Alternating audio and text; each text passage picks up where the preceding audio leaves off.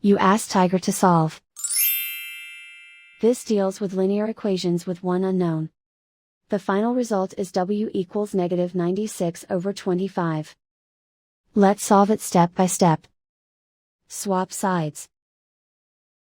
Group all constants on the right side of the equation. Subtract 11 over 12 from both sides. Combine the fractions. Combine the numerators. Reduce the zero numerator. Simplify the arithmetic. Find the lowest common denominator. Multiply the denominators. Multiply the numerators.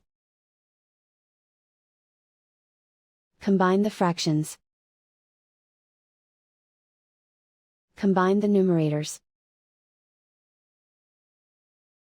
Find the greatest common factor of the numerator and denominator. Factor out and cancel the greatest common factor. Isolate the w. Multiply both sides by inverse fraction 24 over 5.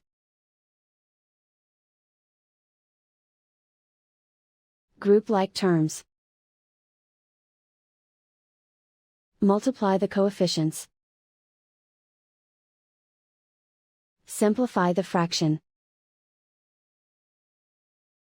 Multiply the fractions. Simplify the arithmetic.